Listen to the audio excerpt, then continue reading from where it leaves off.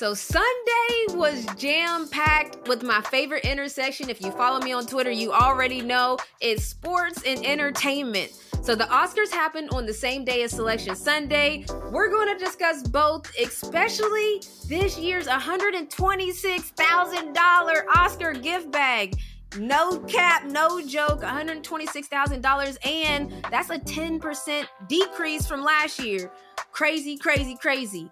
But also, we're introducing something new because people are going through a lot out there. So we're going to introduce Dear MoCo. We have listeners that reach out to us for their thoughts. So we're going to help them and discuss as a crew. And lastly, March memories. We got 2 more seasons to go, baby. Let's go!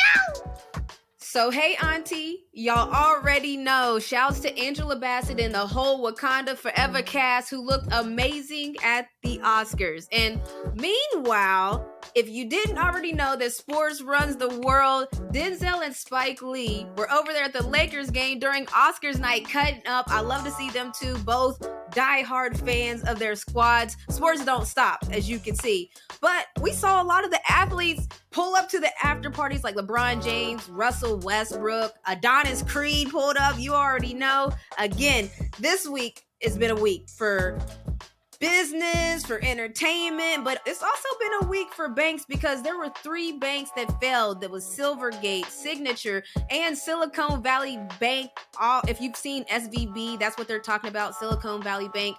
So SVB had a bank run that caused billions of dollars to be put into question. But now that we know that the FDIC will insure all the depositors at SVB, and all the depositors, meaning all the people that have put money into the bank, will now at least get their money back. Well, now we're starting to see that there's a lot of mixed reactions on social media, in public. I know that some people are upset about the bailout, but I will say this.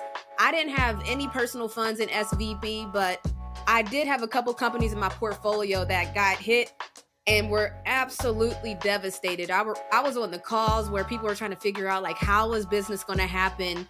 This is, again, before the FDIC said that they were going to insure the money for everyone that deposited. So I would personally be lying if I said I wasn't happy to see that those founders got relief. But having said all that, I hope everyone is having a good weekend. And I'm just going to tell you guys how my week has been, because kids' brains work differently nowadays, okay? So I just watched the Chris Rock special, and there's a lot of discussion about whether it was funny or not.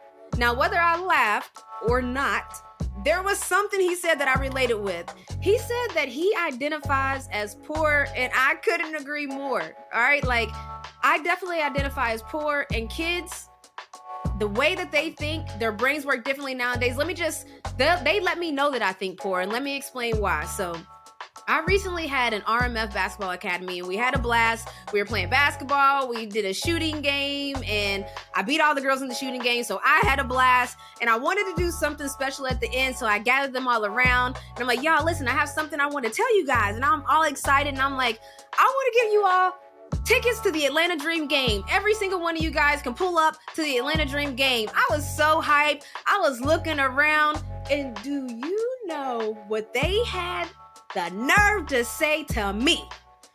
All right. They said, will it be courtside seats? And then the other girl was like, oh yeah, I need to be on that hardwood. Now, I was shocked. Because I identify as poor, I was shocked. But then when I started to think about it, kids think differently because it's different. Like, now we have influencers that are millionaires by the age of 10. We have people that are running their own companies, entrepreneurs. If you've ever been to the Lakers game and you look courtside, you will see that people like Denzel and Spike Lee are sitting beside a couple of entrepreneurs. And so then you start to really realize that, wow, I identify as poor, and kids' brains work differently now. But I'm going to tell y'all this, period. Don't ask me for no courtside seats. The Oscars happened this past weekend. Everything was going on. Like I told you guys, my favorite intersection is sports and entertainment. And we had all of that happening this past weekend. We had the Oscars that happened on Sunday, Selection Sunday. But any thoughts from y'all on the Oscars? How'd y'all feel? Did you like it? What stood out to you? Well, let me just start. I did not watch the Oscars. I was watching, I think, the final, the selection committee stuff, and missed the Oscars. But I always go back because I like to look at the fashion and who did what, because after last year, we had to really pay attention. You know what I mean? And and so Jimmy Kimmel, he came out there and he did his little thing and made his reference to last year, which made me a little bit more comfortable watching the clips because I really didn't want to see anything like that again. But I liked everything that from the clips that I saw. But you know, when you look on social media and people start chatting, and they talked about Angela Bassett and they said that she was a sore loser. Now, I don't know about you, but anytime I lose something, I ain't gonna be skinning and grinning. It'll take me a few minutes for it to soak in. Oh, I lost. And so I might not look as happy as I could look for the winner, but I have to get that all together before you stick the microphone up in my face. So at any rate, that's my goal on the Oscars. Snook, you're the same generation as Angela Bassett, so I feel like that's valid because you like, look, I know that we all got cameras and everything, but I just lost an award that I probably wanted to win. Obviously, if you in it, you want to win it. I mean, the first thing that comes to mind is Angela Bassett still hasn't won an Oscar. That was my first thought. Out of all of her iconic roles, I was like, oh wow, I can't believe that she still hasn't won an Oscar. She's very, well past deserving an Oscar. So I agree with Snook. I felt Angela Bassett and her reaction. I don't know if she, it was just real. It was real. I don't know what the reaction meant, but that was her real thoughts. And she was like, well, it seemed like if I was inside her mind, it seemed like she said, well, I gave it all I had and this is it. It's okay. Another year. It seemed like she's still not done. She got a lot up her sleeve still left. So, that's part of the argument that I don't like to address because people are like, oh, well, she still has a lot of, roles to a lot of life basically to live and she could still win, but still so does Jamie Lee Curtis. So does everybody else, but Angela Bassett, the first thing that comes to mind is I can't believe she still hasn't won an Oscar. Which Jamie Lee Curtis too, though. I think that was her first Oscar, if I'm not mistaken. So it's like that's why my dog Spike Lee and Denzel was at the Laker game because boy, them boy be playing, man, with their little nominations and their little awards, man. Nobody got time for that, man. LeBron them play tonight. They do it. Okay, we already have an idea of what might happen, so it's not too far reaching to think that it's probably still not going to happen. And, you say Angela Bassett has a lot of life left to go. Why do you have to go until you're 99 years old before people recognize you for the good stuff that you've been doing all your career? Well, we knew coming in it was going to be a 1-2 race between Angela and Jamie, but, I mean, it hurts so much. I'm telling you right now, it just hurts so much. They screwed her. And I saw both movies, and clearly Angela had the better performance out of the two. Fighting words. I was going to leave that part out, but that part, I watched both the movies, and let me tell you, both of them were good. The other movie, a little bit more. But that one was a little bit more weird on a weirder side. Now, Jamie Lee Curtis, she did kill the part. I'm not going to take that from her. She killed the part, but it wasn't Oscar worthy. I'm sorry. Ah, man, y'all doing that. Don't do that to sis. Look, she had to play herself. She had to play with the hot dog finger. She had to play a boss. She had to play a villain. She had to learn karate. I mean, I know we wanted Angela Bassett to bring one home, but sis was in the trenches training for that everywhere all at once. So I think for Jamie Lee Curtis, I think there were other roles that would have been better suited for her to win an Oscar. I'm just saying this was a different role that she's played, but this wasn't her best. I don't feel like this was her best role for her to win it. I feel like this was like, okay, we got to give her one. This is the one I want to give her. I have a question then. Is this the role that we will remember Jamie Lee Curtis for? No. Absolutely not. I forgot that she was even in the movie. To be honest with you. Is this the role that you will remember Angela Bassett for? No, that's what I'm saying. Exactly. To that sentiment as well. It's Training Day and it's Swordfish, which I remember Halle Berry for, and Denzel. No, it was Monsters Ball, wasn't it? Monsters Ball. Oh, Monster Ball. Yeah, Monster Ball. I remember my boy Malcolm X. You feel me? I remember Sis and Boomerang. I got you. I understand what you're saying, but I'm saying for them to say that this was the role they wanted to give it to her for, I'm like, no, it's Name not. another performance she did that's better than this one. Halloween. That's just a horror. That's a horror film. I actually associate her with horror films for some reason. She is the actually. queen of horror. I will say She that. is. But it ain't no range in them horror movies besides high and goddamn I'm gonna kill you back. She did True Lies. She Now, had a that's whole a bunch good of one. other. That's a She good had one. See, that True one you- Lies. She actually, I think that was one of her better acting.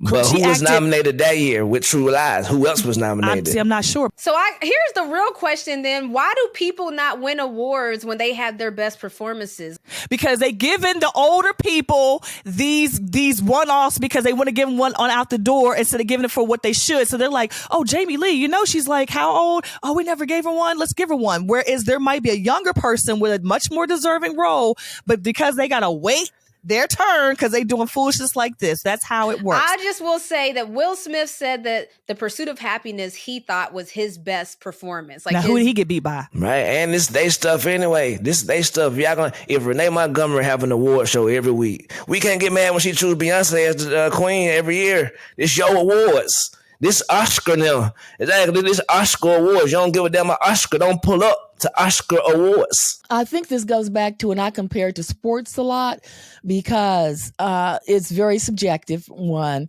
And in sports, you always want to play and you want your game to be refereed correctly. And so the referees get in there and they change it. And sometimes things don't come out like you want. So in the Oscars, it's the same thing. It's very subjective. And these people are looking at you. And so you have to go with what they say. And, and it might not necessarily be what's right, but that's what you have to go with. This is like Steve Nash winning the MVP over Shaquille O'Neal. This is like exactly. It's like the Joker winning the MVP the last 2 years, possibly 3 in front of Joel Embiid. That's why people probably aren't watching it like they're watching it now. They used to, because everybody just feels like, well, it doesn't actually mean this is your best performance. So whatever y'all choose, we'll see whatever literally, I didn't even want to know who won what. I just want to see what people had on. No, the fashion is I'm not gonna lie, the fashion, how people pull up, even the athletes pulled up to the after party. Shouts to Savannah James. She shut down the internet when she came in the all white. LeBron pulled up too. We saw Russell Westbrook, his wife, pull up. We saw a lot of the couples pulling up after the game. We saw Sierra in the mother trucking building. Speaking of the married women, like Sierra, I saw Hailey Bieber out. Like Renee said, Savannah James was out. It seemed like all of the women kind of stepped out solo. All of the married women. Justin Bieber was left at home. LeBron James was left at home. I was kind of liking it. I was like, okay, I like that. They said, I want to go to the party. You don't have to go with me, but I still want to go. And they went and they showed out. I'm glad that you like that, because maybe you should do that.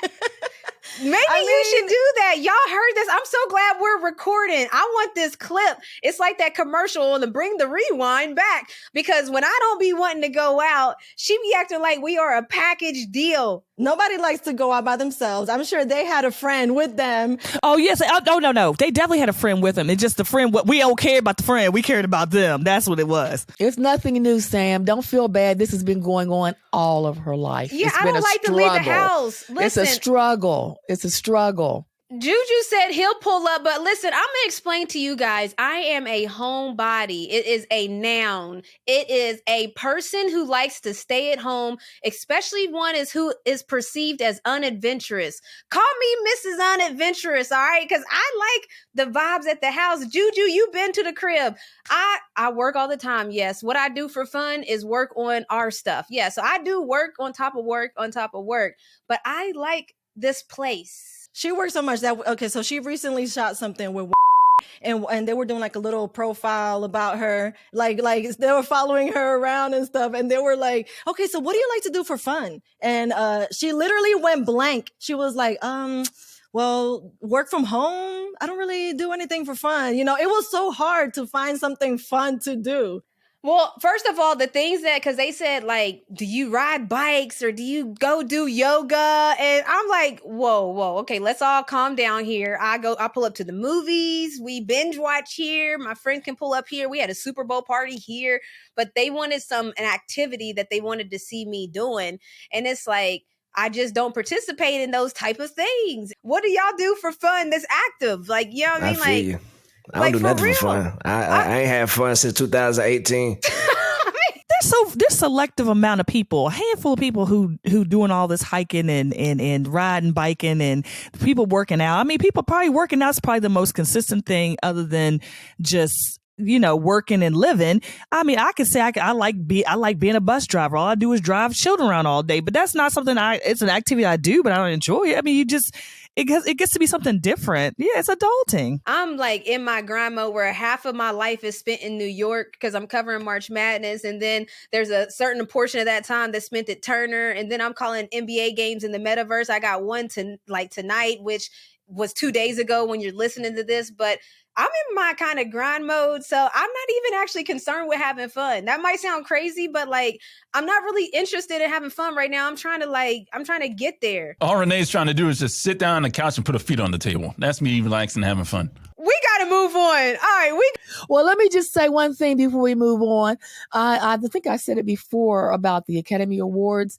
I think I got kind of a good inside vision of how things usually turn out with the Academy Awards when I was in college. And I think I told you that when Lady Sings the Blues went up against Showboat, we had a big party in my room. I was a counselor on college, and we just knew that Diana Ross was going to get the Best Actress for Lady Sings the Blues because, in my opinion, I saw both then, and I thought she did some acting in that movie. And when they announced the winner and they said Liza Minnelli, we were in our room for 3 days and didn't leave because it really devastated us that people could be so blind. And so ever since then, I've had a bad place in my heart for the Academy Awards. Look, Tom Cruise ain't even get nominated for Top Gun. So all this just goofy. You feel me?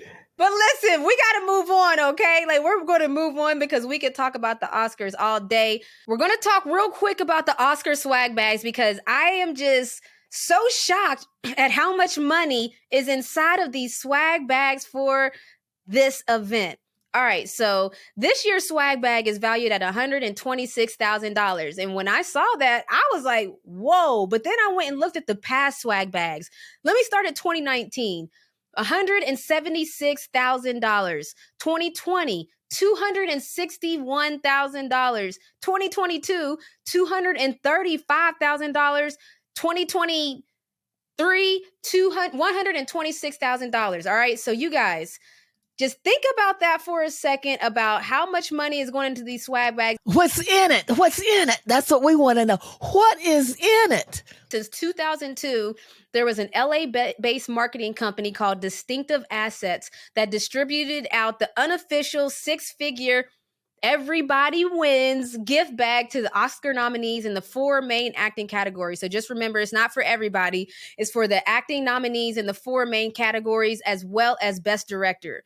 All right, so this founder, he said the thing about his bags are, obviously, and this is a quote, obviously the nominees can afford to go where they want, says Ferry. It's not about the fact that this is free. It's about the fact that we found a unique place that's built-in privacy for the celebrities. So they have things in their swag bags like a trip to Santa Lucia. There you go. There you go. So this is where we're starting to get into the things inside the swag bags.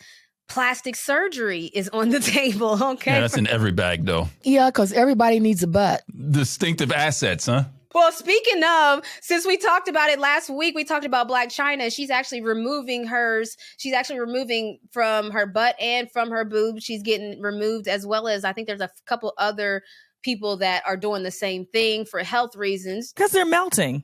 They're melting at the top. They're melting at the bottom. They're melting on their face. They're melting everywhere. So, I mean, seriously, we knew this was going to happen. But see, here's the problem. You have people like Black China. You have all these people who can afford to have all this surgery to correct all these, I call them botched surgeries, all these botched surgeries where they correct and take out and reshape and reframe. Then you got little old people like me who barely took their 2-3 years worth of savings, went down somewhere, put something in there, and then almost on their deathbed because they can't afford to get taken out unless they're on their deathbed. They go to the emergency room and they say, we're going to have to remove this today. I can't believe you're this passionate about this, because you know why? Let me tell you why. Let me tell you what pushed that to the forefront of my mind is you had people going to Mexico. 4 people went to Mexico, 1 person to get some type of surgery done. 2 people pass away.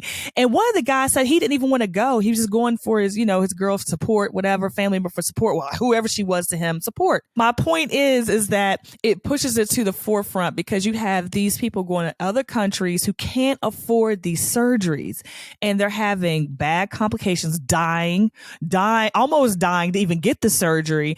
And so I feel like, we knew this was going to happen, but the people who are celebrities who can afford to do it, I don't care if you want to do it. You do it if you want to. I just feel bad for the ones who feel like they have to do it to be someone and they have an adverse effect. So everybody does it. Maybe some people do it to look good, not in clothes, but some people do it to look good in clothes. And so, you have to kind of weigh the options there. You're not talking about the people who are putting that fix-a-flat tires slime into their, into the assets, I should say. It's like the iPhone. The iPhone 2 came out and hey, a lot of folks jumped and bit at the iPhone 2. But then the iPhone 7 came out. They were like, dang, I bought that 2. But this time that 2 in your ass. So it's like, dang, well, how do you correct it? So my thoughts and prayers to everybody who got the iPhone 2 booty. Are y'all finished or are y'all done? All right? Like, no. That 13 is out now. That 13.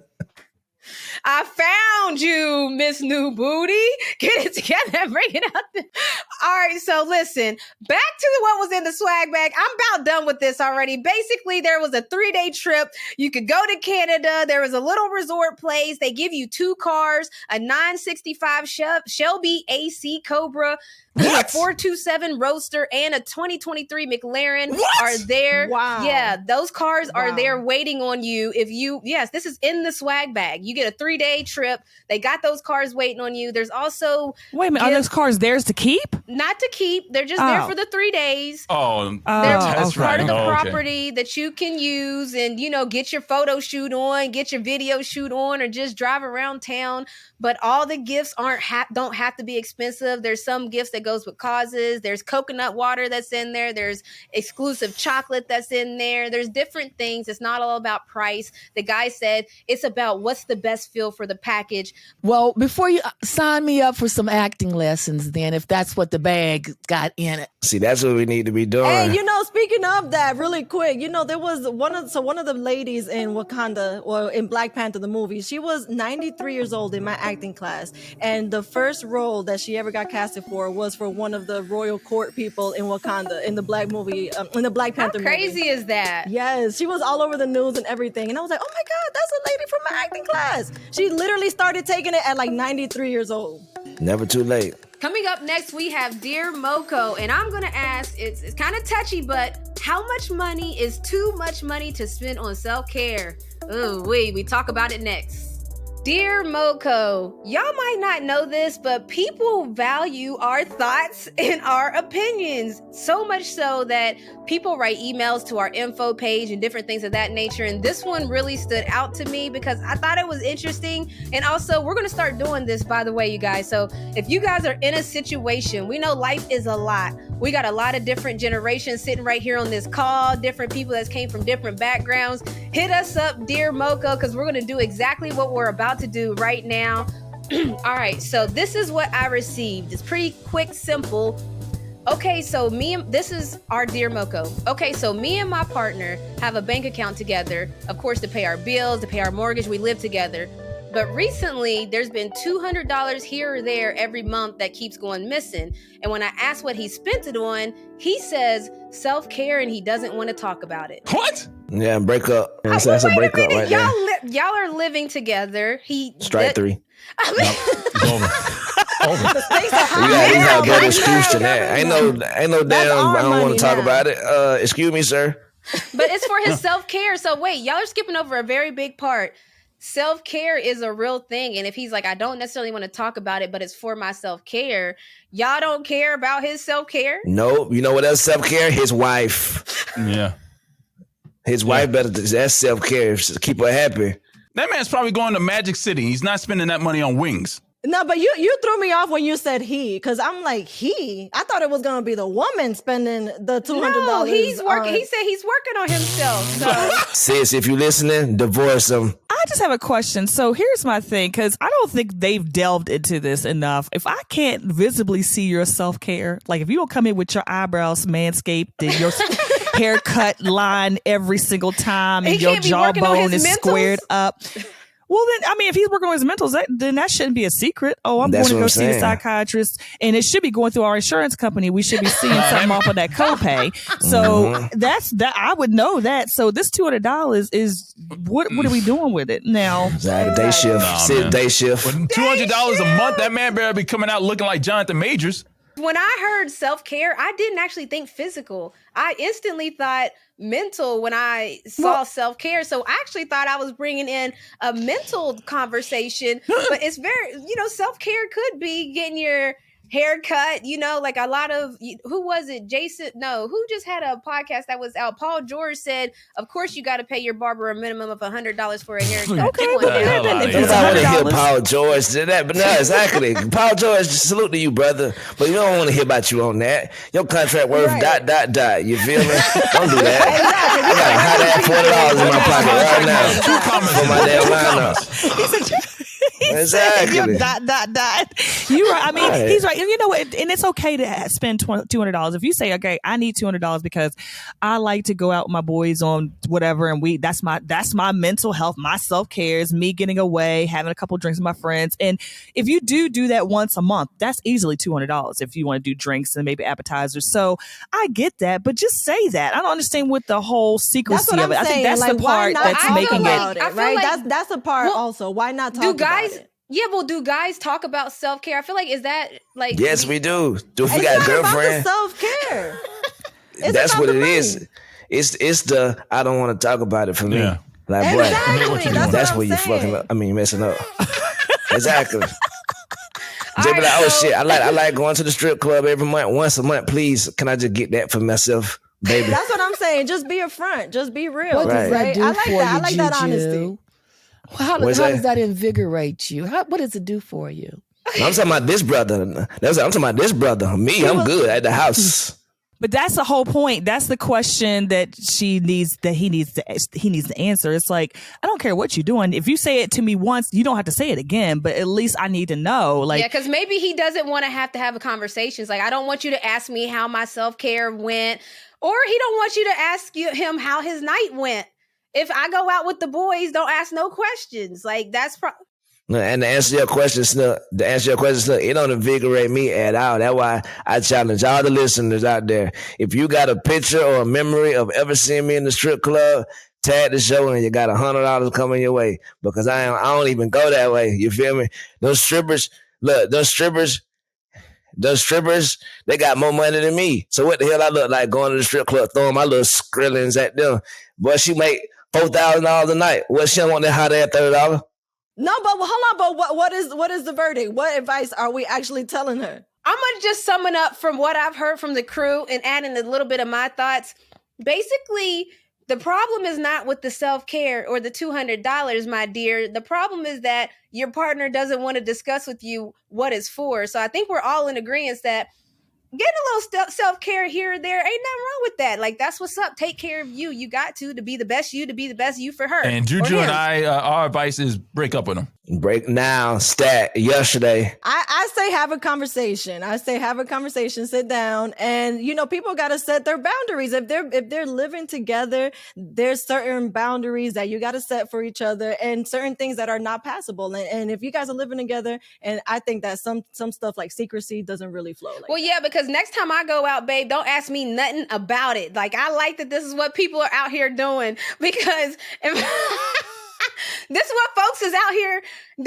I like to hear how other people are living, because I be thinking if I was ever in that scenario, it's a comedy. That question is a comedy. If I said to Serena, don't ask me. Look at her. If I said to that woman sitting right there, I'm going out with Lisa, and don't ask me nothing else about it. Then she gonna call me, and I'll be like, if you walk out there, and I'm gonna call Lisa and be like, Lisa, if you take her out that door, we gonna have a bigger problem. You have a bigger problem than just her.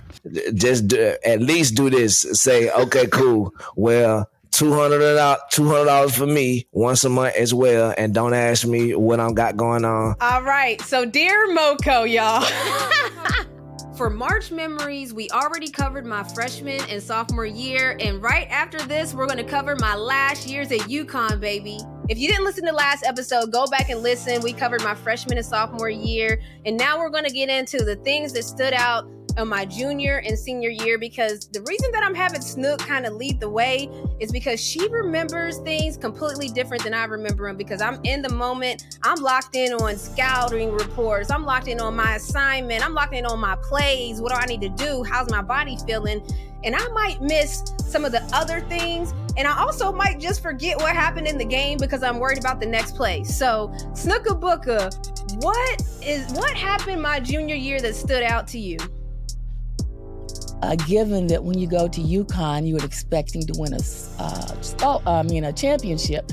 And so now we're down to the junior year, and we haven't been successful in the first 2 years. So the heat is on. And we had a really good year that year, and we ended up going to the Final Four that year instead of the Elite Eight the previous 2 years. And so we went to Tampa, Florida, and Nicole flew in. I think Nashay flew in, and we were going to be there for the big dance and the party. And so there's several things happened that year. First of all, Renee was selected as an All-American for the first time. And so we got a really big kick out of that. That was before the actual final game.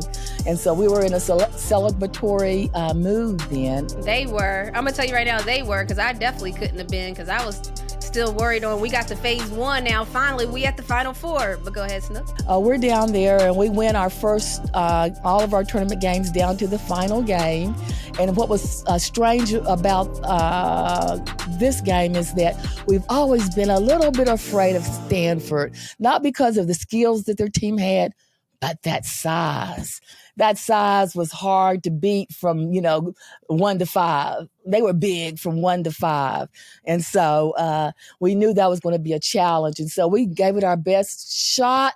We played hard, and we lost that game 71-82. So that was not a real happy period for us. Yeah, no. Well, so Snook is speaking from her angle, because when I think about how we matched up, I didn't really care about their size, because we had Tina Charles and Callie McLaren, and we had some dogs on our side. The thing about it is, though, Stanford, there's a lot of teams that aren't as disciplined as us at that time. Like, we were militant. Like, when I tell you, it's like, I know where Mama gonna be. I know where TT gonna be. I ain't even got to look. It's like we were that much practice that we kind of were the most disciplined team. But then there was Stanford, who also had this crazy high level of discipline. So we knew it was going to be a chess match, honestly. Look at the coaches that were coaching. Look at the players. That's when Candace Wiggins was there and all of them. So, yeah, they had a squad. And in her junior years, when they established the Big Three, Maya Moore, Tina Charles, and Renee Montgomery, they were considered the Big Three for UConn. You see, I like to hear it from Snook's point of view, because Renee never tells me these things. Renee doesn't like to talk about her accomplishments. So this is nice to hear.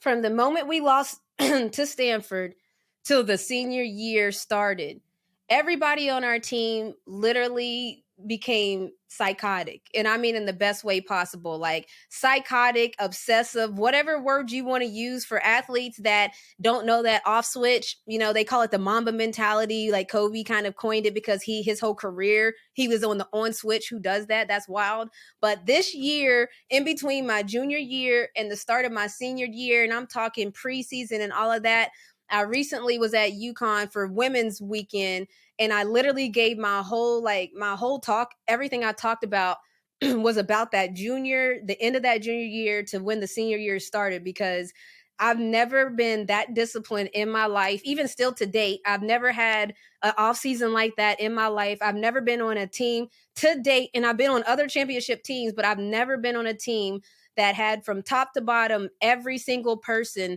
as locked in on the same goal, on the same mission, was as disciplined, sacrifice. Like, I mean, it was only my senior year, but to have the seniors, Tina Charles was a junior when I was a senior, Maya Moore was a sophomore when I was a senior. So they still had other opportunities, but it was the craziest part of my life. We called it getting that 2%. We had preseason wars where, you know, like we were doing training that I'm telling you, special forces that shows on TV, we could have been up in there. I'm not saying we could have done it, but we could have been up in there. But that series of my life pretty much defined my life on like how to be 2% better than every other athlete, that 2% difference effort, because only 2% of athletes go pro. It has to be that upper echelon. But that's what happened in between my junior and senior years. Just saying is it all starts with your mentality, basically. If you want to win, you gotta have that mentality. You gotta train your mind. That's gonna train your body. It's gonna train everything. Because like you said, it started in that off season. It was that off season. It was like we were a completely different team. Like after we lost, it was like that was it. Like everybody was kind of like, man, this is crazy. Like we lost in the Elite Eight, Final Four. We finally got to the Final Four, and then we got bounced out right away again. Like we was just like, we was tired of losing. Like I was like, nah, we are tired of losing. It was like the craziest thing. And then that period of my life taught me how to be a certain level of discipline that now, as we just mentioned, I don't even know how to have fun no more. Like I know how to get stuff done. No, I can tell you that. Like I know how to get it done. But yeah, so that was that period of my life. The 2009 season was the do or die season, as Renee just mentioned. And I thought it was so admirable that the press and everyone were kind of on board, and they were letting them know at every turn and every article, man, is this team going to let somebody get out of here and not have a championship at UConn? And that was the state that Renee was in. Was she going to leave UConn without that glorified championship? So as she said, everybody was focused and tuned in. I remember at one of the press conferences they had, they were talking to Gino, and he was saying, yeah, he was riding, he was heading it up, riding. And Renee said, yeah, and I'm riding shotgun this year. So she was letting them know that she was going to try to make sure that she got that championship. And he kind of stressed too in all of his press conferences that, this team needed to do this for Renee. He really put the iron to him about, doing everything they could to be as good as they could be. I like how Snook refers to the coach, Gino Auriemma, as just Gino. She's like, yeah, Gino, I'm like, that's Coach Auriemma. We had a good relationship. You must remember. You must remember he came to West Virginia to talk to us about Renee, so we had a good relationship with Gino. The season started out great. They were rolling, and that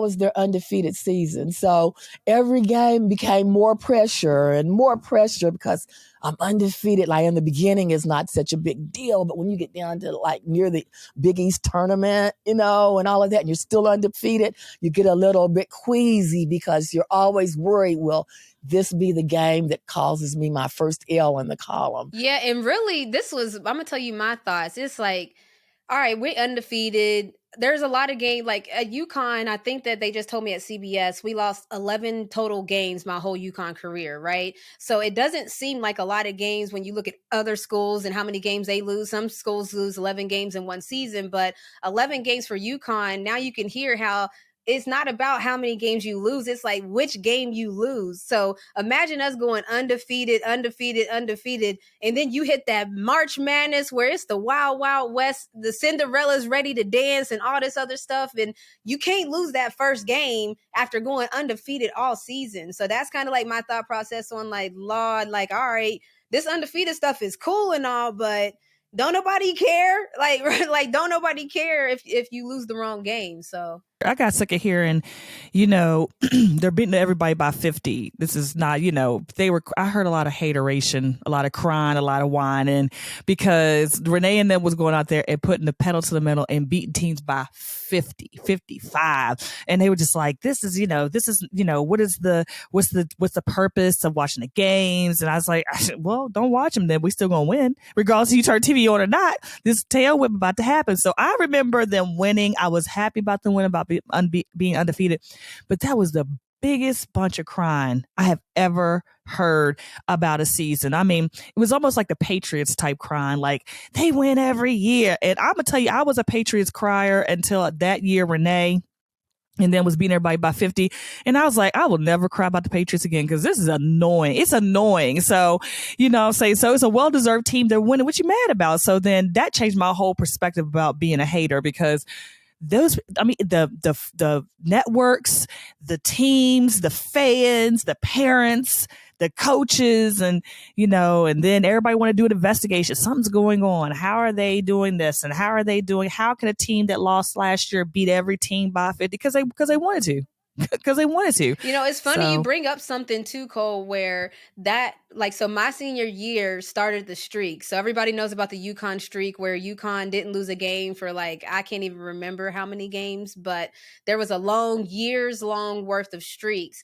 Well, my senior year started the streak, and that's where the conversation, to Cole's point, began of, is UConn good for women's basketball? A lot of people started asking the question, is one team being so good or dominating so much, is that good for the sport? We know now that there's so much parity. You have these markets that are huge in women's college basketball. The Iowas of the world selling out on College game day with Caitlin Clark. And then you have Notre Dame who's holding it down. We obviously know South Carolina is a monster house. And then you still have the UConns who are powerhouses as well.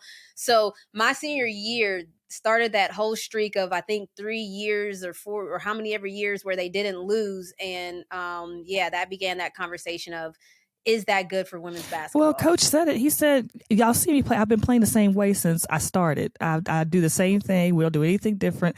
He was like, people had to do something different. He wasn't going to change his game so the air balls can catch up. He was saying the air balls had to do something different to get there. So I was just like, yeah, stop the whining. So what? We beat you by 50. Let's move it on. So that was a year I remember a lot of whining, a lot of cheering, a lot of hating. It's funny how people think of things different, but Snook, let's get to the senior year real quick so we can get through that. But it's funny how y'all do remember, everybody remembers different things.